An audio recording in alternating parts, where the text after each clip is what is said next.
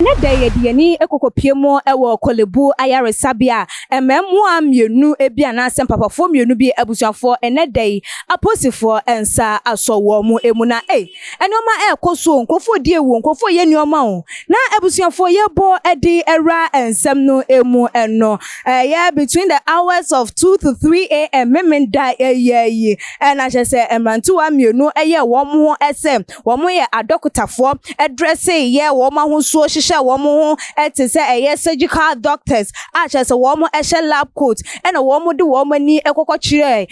Korlebu ayaresabia na womo ekọ honomnom womo kokopie mu ewo biaya womo ede moja ye twitwi moja ede eguonom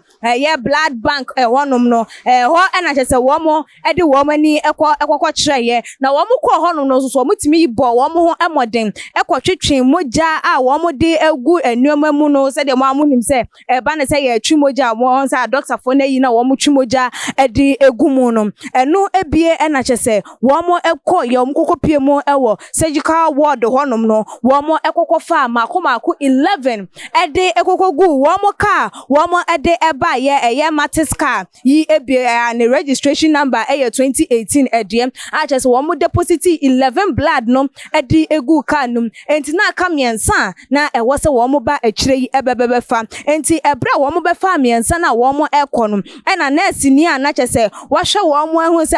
enkofo we mienu mani ntwa wo mo so wo adwuma mu hada odo se me ko shift ayeden anka at least die mani ntwa wo mo so ba kope ebi empo enu nti wo prompt security guards wo mo ewo ho no na no so ma security guards yi nso so ebu de echim eben wo mo na wo mo ebusa wo mo se eden na mukura na na moko na ebusiafo nhwehwemu ekwoso no na chese wo munya doctor for wo ayaresabia honom no na wo mukoko bie ne car registration number no 2018 matis car yi onkoko bie mu na chese wo matimi ameki way with 11 blood unit crampo a wo mu de egu car ni mu a chese nka kala 3 a wo mo epede aka ho na eno ano no wo mo edi wo mo eti adom na no na chese wo mu blow alarm ema aposifo ensa ebebe so womo emu na according to nurses ne doctors a womo ho ne de womo nsam no etu edwa na chese womo kire mu sa blood ya na se moja ya womo ebebe fa ye na nka ade a womo ebe use no for surgery later in the day be ewienu mu honom no eno eni moja womo be use ede surgery ne de keka ho a chese nkrofo yi edane womo te se adokotafo a womo ekokofa ye na ebusuafo no na ema ye busa se say crampo eden na yenye na dodo na susu se a doctor for no ebi enimhu bi anase a nurse for no bi enimhu ebi because se obi etimi hunu se aha na mokura momoja edi egu abranipa no onye doctor da wonyi doctor me se de megina he me nkonko ra hospital hunu se aha sei na edi moja egu anase aha sei na doctor for edi wo momoja egu na besides crampo no se mitimi nya doctors atade ehye etimi enya surgical coat nsusu edi egu so a mitimi evra hospital hono crampo no ema me hunu se anase ema ye hunu se ade no a doctor fo binom enimhu ebi na obi a we ye doctor na wo behwe se wo yonko wo bedi watade bebo mo kwa ade ama obi se won hye emfa nkonko wi bibi e wo hospital asebio wo ye adwuma e wo hono na ene wo pa oman ne enkoso anase wo pa oman na hwe asem na munimu nso se later in the day mo be use moja for surgery or mo be ba for operation ne de keka won bi ana nipa na short blood na mo use e de amom na wo bo pass wo bi emema na wo meme for sa moja no enko no na mo person nipa enhwe wo mo kra enkwa awa ayaresabia ho ana because of our selfish gain because wo mo ebebe fa moja na won so kakra wo bi a ye bepe e de ahya wonsa se ye de nkranti na aban adwuma krampo nipa ntimi nti wo mani emfa enhwe mmoa ema aban adwuma entimi enkoso because I am a private worker menye sure say wo be hwe say wo bi ememedi sa eyeden adwuma no etidudo na hu ne say doctor for no enim hu bi say nipa nitimi hunu bia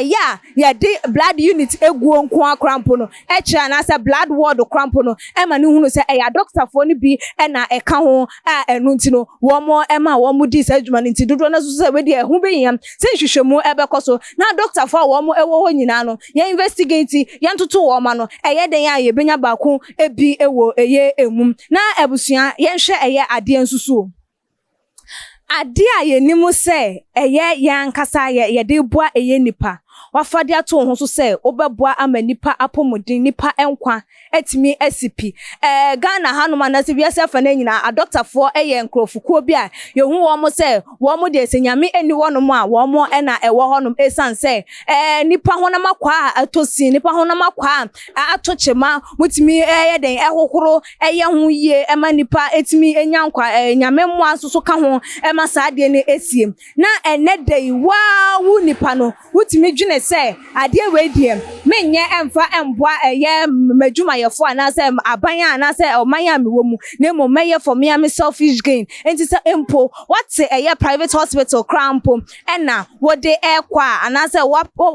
bie eye private company bi ena wo mu ehia moja ena wo de ekwa crampo na eye sa ena na ewo se ekwa no anam abusuafo wo hwa asotwe ben ena yemfa ento eye sa enkrofo we no mo eso na emma sa eye atentene ni yi entimi enkoso ewo mamu ne yehunu wo ma wo mo hye eye ekire edisa bonefosem yi ese wadwentwefa ensem yi hunu obetimi ede aba abeto edwa ewo tumadwen comment section na ebiom so like videos no share ewo all the social media platform so follow your IG page and your Twitter page so tumadwen _Facebook and so tumadwen na medimo esie no medin ede ekua sikapa that's ne yebesane di ehia ebi makram